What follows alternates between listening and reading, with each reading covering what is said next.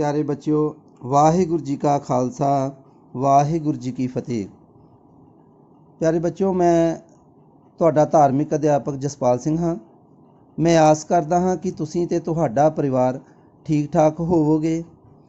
ਇਸ ਲੋਕਡਾਊਨ ਦੇ ਸਮੇਂ ਵਿੱਚ ਜਿਵੇਂ ਕਿ ਆਨਲਾਈਨ ਕਲਾਸਿਸ ਲੱਗ ਰਹੀਆਂ ਹਨ, ਅਸੀਂ ਅੱਜ ਆਪ ਜੀ ਦੇ ਨਾਲ ਸ਼ਹੀਦ ਭਾਈ ਤਾਰਾ ਸਿੰਘ ਵਾਂ ਦੀ ਸ਼ਹੀਦੀ ਦਾ ਪ੍ਰਸੰਗ ਸਾਂਝਾ ਕਰਾਂਗੇ। ਡਲ ਤੇ ਵਾਂ ਪਾਕਿਸਤਾਨ ਦੀ ਸੀਮਾ ਦੇ ਦੋ ਮਸ਼ਹੂਰ ਪਿੰਡ ਹਨ। ਇਹ ਦੋਵੇਂ ਪਿੰਡ ਇਤਨੇ ਆਸ-ਪਾਸ ਹਨ ਕਿ ਲੋਕ ਇਹਨਾਂ ਨੂੰ ਡਲ ਵਾਂ ਇਕੱਠਾ ਹੀ ਕਹਿ ਦਿੰਦੇ ਹਨ। ਭਾਈ ਤਾਰਾ ਸਿੰਘ ਦਾ ਜਨਮ ਸੰਨ 1702 ਈਸਵੀ ਵਿੱਚ ਹੋਇਆ ਮੰਨਿਆ ਜਾਂਦਾ ਹੈ। ਇਹਨਾਂ ਨੇ ਭਾਈ ਮਣੀਜੀਤ ਸਿੰਘ ਪਾਸੋਂ ਅੰਮ੍ਰਿਤ ਪਾਨ ਕੀਤਾ ਤੇ ਸਿੰਘਾਂ ਦੀ ਸੇਵਾ ਕਰਨ ਦਾ ਪ੍ਰਣ ਕਰ ਲਿਆ ਸੀ। ਭਾਈ ਤਾਰਾ ਸਿੰਘ ਜੀ ਸੁਭਾਅ ਦੇ ਪੱਖੋਂ ਬਹੁਤ ਹੀ ਮਿੱਠ ਬੋਲੜੇ ਸਨ ਤੇ ਚਰਿੱਤਰ ਵੀ ਇਹਨਾਂ ਦਾ ਬਹੁਤ ਹੀ ਉੱਚਾ ਸੀ। ਇਹਨਾਂ ਦੇ ਨਾਲ ਨਾਲ ਉਹ ਤੀਰ ਅੰਦਾਜ਼ੀ, ਤਲਵਾਰਬਾਜ਼ੀ ਅਤੇ ਘੋੜਸਵਾਰੀ ਵਿੱਚ ਵੀ ਬਹੁਤ ਨਿਪੁੰਨ ਸਨ। ਭਾਈ ਤਾਰਾ ਸਿੰਘ ਜੀ ਨੂੰ ਗੁਰਬਾਣੀ ਨਾਲ ਬੜਾ ਹੀ ਮੋਹ ਸੀ। ਭਾਈ ਤਾਰਾ ਸਿੰਘ ਜੀ ਨੇ ਆਪਣੇ ਪਿੰਡ ਵਾਂ ਵਿੱਚ ਵਾੜਾ ਬਣਾਇਆ ਹੋਇਆ ਸੀ ਅਤੇ ਆਸ-ਪਾਸ ਕਈ ਪ੍ਰਕਾਰ ਦੇ ਦਰਖਤਾਂ ਤੇ ਕਰੀਰ ਲੱਗੇ ਹੋਏ ਸਨ। ਇਹ ਵਾੜ ਇਤਨੀ ਉੱਚੀ ਸੀ ਕਿ ਘੋੜਾ ਛਾਲ ਮਾਰ ਕੇ ਇਸ ਨੂੰ ਪਾਰ ਨਹੀਂ ਸੀ ਕਰ ਸਕਦਾ। ਉਹਨਾਂ ਨੇ ਮਕਾਨ ਦੇ ਪਾਸ ਹੀ ਇੱਕ ਬਹੁਤ ਵੱਡਾ ਟੋਇਆ ਪਟਵਾਇਆ ਹੋਇਆ ਸੀ। ਜਦੋਂ ਸਰਦੀ ਦੀ ਰੁੱਤ ਆਉਂਦੀ ਤਾਂ ਇਸ ਵਿੱਚ ਕੁਝ ਮੁੱਢ ਸੁਟਵਾ ਦਿੱਤੇ ਜਾਂਦੇ। ਸਿੱਖ ਥੱਕੇ ਹੋਏ ਇਸ ਜਗ੍ਹਾ ਪੁੱਜਦੇ ਅਤੇ ਅੱਗ ਦਾ ਨਿੱਘ ਮਾਣਦੇ ਹੋਏ ਕੁਝ ਦੇਰ ਆਰਾਮ ਕਰਦੇ, ਪ੍ਰਸ਼ਾਦਾ ਛਕਦੇ ਤੇ ਫਿਰ ਆਪਣੇ ਰਸਤੇ ਚੱਲ ਪੈਂਦੇ।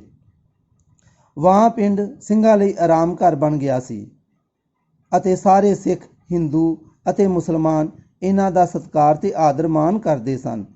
ਇਹ ਵਾੜਾ ਅਬਦੁਲ ਸਮੁੰਦ ਖਾਂ ਦੇ ਸਮੇਂ ਸਿੰਘਾਂ ਦਾ ਬਹੁਤ ਹੀ ਵੱਡਾ ਆਸਰਾ ਸੀ। ਇਸ ਦੀ ਸੇਵਾ ਨੂੰ ਦੇਖਦੇ ਹੋਏ ਨੇੜੇ ਤੇੜੇ ਦੇ ਬਹੁਤ ਨੌਜਵਾਨ ਅੰਮ੍ਰਿਤ ਛਕ ਕੇ ਤਿਆਰ ਬਰ ਤਿਆਰ ਸਿੰਘ ਸੱਜ ਰਹੇ ਸਨ।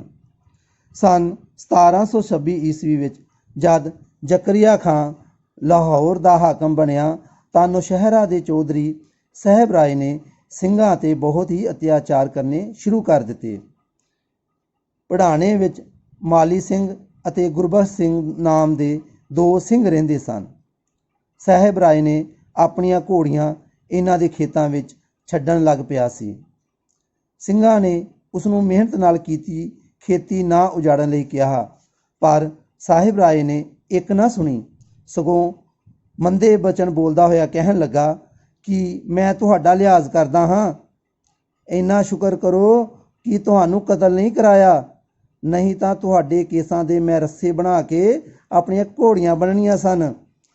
ਸਿੰਘਾਂ ਨੇ ਨੇੜੇ ਦੇ ਪਿੰਡ ਤੁਸੇ ਦੇ ਸਰਦਾਰ ਬਘੇਲ ਸਿੰਘ ਤੇ ਅਮਰ ਸਿੰਘ ਨੂੰ ਸਾਰੀ ਕਹਾਣੀ ਸੁਣਾਈ। ਇਹਨਾਂ ਸਰਦਾਰਾਂ ਨੇ ਸਾਹਿਬ ਰਾਏ ਦੀਆਂ ਘੋੜੀਆਂ ਖੋਹ ਲਈਆਂ ਤੇ ਵਲਟੋਹੇ ਪਿੰਡ ਦੇ ਲਾਗੇ ਘਰਿਆਲ ਦੇ ਸਰਦਾਰ ਲਖਬੀਰ ਸਿੰਘ ਨੂੰ ਦੇ ਦਿੱਤੀਆਂ। ਲਖਬੀਰ ਸਿੰਘ ਇਹਨਾਂ ਘੋੜੀਆਂ ਨੂੰ ਮਾਲਵੇ ਲੈ ਗਿਆ ਤੇ ਪਟਿਆਲੇ ਵਿੱਚ ਸਰਦਾਰ ਆਲਾ ਸਿੰਘ ਪਾਸ ਵੇਚ ਆਇਆ।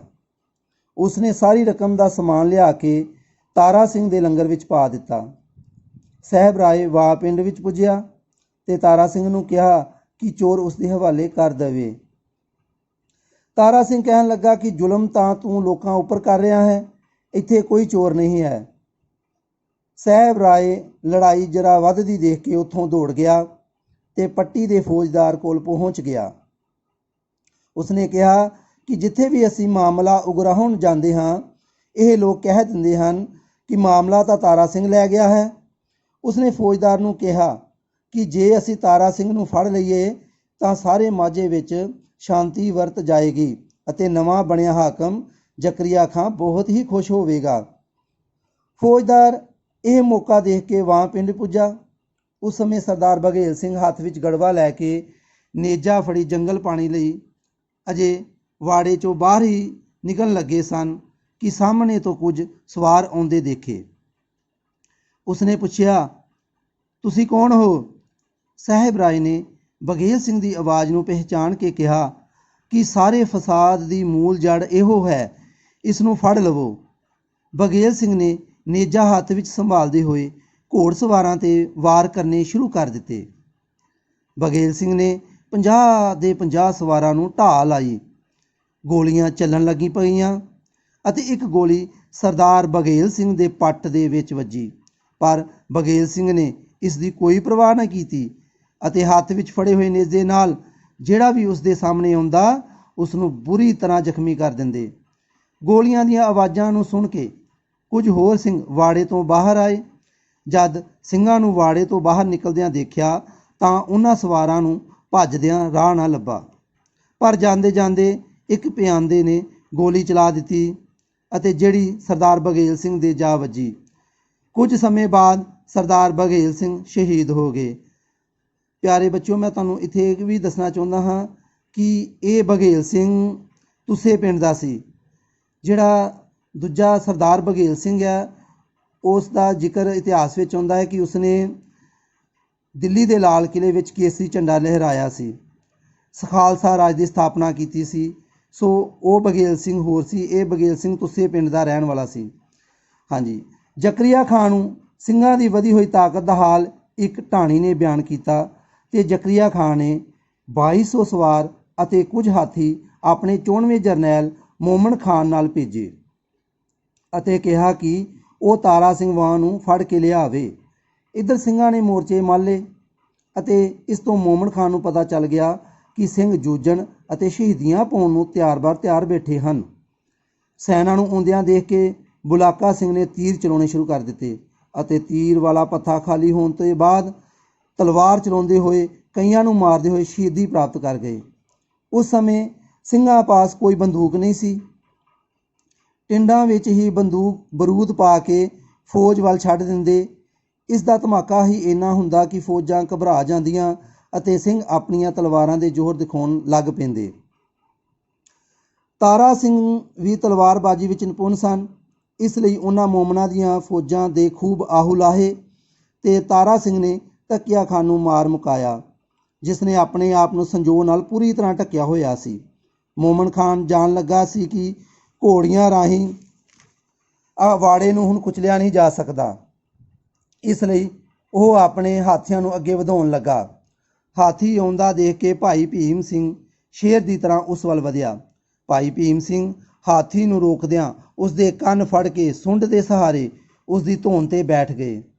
ਮਹਾਵਤ ਨੇ ਵਾਰ ਕੀਤਾ, ਪਰ ਮਹਾਵਤ ਨੇ ਅੱਗੋਂ ਅੰਕਸ਼ ਕੀਤਾ ਤੇ ਭਾਈ ਭੀਮ ਸਿੰਘ ਦੀ ਤਲਵਾਰ ਦੇ ਦੋ ਟੁੱਟੇ ਹੋ ਗਏ। ਭਾਈ ਭੀਮ ਸਿੰਘ ਨੇ ਟੁੱਟੀ ਹੋਈ ਤਲਵਾਰ ਨਾਲ ਹੀ ਉਸ ਦਾ ਸਿਰ ਕਲਮ ਕਰ ਦਿੱਤਾ। ਕੁਰਬਾਨ ਪਿੰਡ ਦੇ ਦੋ ਸਿੰਘ ਆਪਣੀਆਂ ਪੈਲੀਆਂ ਲਈ ਕੱਲਰ ਰੂੜੀ ਲੈ ਆਏ ਹੋਏ ਸਨ। ਜਦੋਂ ਉਹ ਪਿੰਡ ਦੇ ਪਾਸ ਗਏ ਤਾਂ ਸ਼ਹੀਦੀਆਂ ਪ੍ਰਾਪਤ ਕਰ ਰਹੇ ਸਿੰਘਾਂ ਨੂੰ ਦੇਖਿਆ ਤਾਂ ਇੱਕ ਭਰਾ ਨੇ ਕਿਹਾ, ਮੈਂ ਵੀ ਇਹਨਾਂ ਸਿੰਘਾਂ ਦੇ ਨਾਲ ਸ਼ਹੀਦੀ ਪ੍ਰਾਪਤ ਕਰਾਂਗਾ ਤੇ ਇਸ ਦੇ ਨਾਲ ਹੀ ਇਸ ਲੜਾਈ ਲਈ ਜੂਝਾਂਗਾ। ਦੂਸਰੇ ਭਰਾ ਨੇ ਵੀ ਕਿਹਾ ਕਿ ਮੈਂ ਮਗਰ ਜਿਉਂਦਾ ਰਹਿ ਕੇ ਕੀ ਕਰਨਾ ਹੈ, ਅਤੇ ਇਸ ਤਰ੍ਹਾਂ ਦੋਵਾਂ ਭਰਾਵਾਂ ਨੇ ਤਲਵਾਰਾਂ ਫੜੀਆਂ ਤੇ ਤੁਰਕਾਂ ਦਾ ਮੁਕਾਬਲਾ ਕਰਨ ਨੂੰ ਤਿਆਰ ਹੋ ਗਏ ਤੇ ਤੁਰਕਾਂ ਦੀਆਂ ਫੌਜਾਂ ਮਾਰ ਮੁਕਾਉਂਦੇ ਹੋਏ ਅੱਗੇ ਵਧੇ ਅਤੇ ਸਿੰਘਾਂ ਨਾਲ ਆ ਮਿਲੇ ਤੇ ਬਹਾਦਰੀ ਦੇ ਨਵੇਂ ਪੂਰਨੇ ਪਾ ਗਏ। ਮੋਮਨ ਖਾਨ ਦੇਖ ਰਿਹਾ ਸੀ। ਉਸਨੇ ਸਾਰੇ ਦਸਤਿਆਂ ਨੂੰ ਹੁਕਮ ਦਿੱਤਾ ਕਿ ਇੱਕੋ ਵਾਰੀ ਹੀ ਸਿੱਖਾਂ 'ਤੇ ਹਮਲਾ ਕਰ ਦੇਵੋ, ਪਰ ਸਿੰਘ ਇੰਨੇ ਬਹਾਦਰ ਤੇ ਨਿਡਰ ਸਨ ਕਿ ਤੁਰਕ ਫੌਜਾਂ ਉਹਨਾਂ ਅੱਗੇ ਟਿਕ ਨਾ ਸਕੀਆਂ ਤੇ ਸਾਰੇ ਹੀ ਦੌੜ ਗਏ। ਅਗਲੇ ਦਿਨ ਵੀ ਲੜਾਈ ਹੋਈ। ਸਿੰਘ ਬਹੁਤ ਬਹਾਦਰੀ ਨਾਲ ਲੜੇ, ਪਰ ਗਿਣਤੀ ਦੇ 21 ਸਿੰਘ ਕਿੰਨਾ ਕੁ ਚਿਰ ਤੁਰਕਾਂ ਦਾ ਸਾਹਮਣਾ ਕਰ ਸਕਦੇ ਸਨ।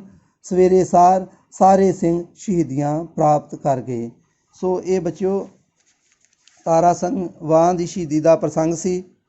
ਸੋ ਇਹਨੂੰ ਤੁਸੀਂ ਬੜੇ ਧਿਆਨ ਨਾਲ ਯਾਦ ਕਰਨਾ ਹੈ, ਇਹਦੇ ਪ੍ਰਸ਼ਨ ਉੱਤਰ ਵੀ ਯਾਦ ਕਰਨੇ ਹਨ।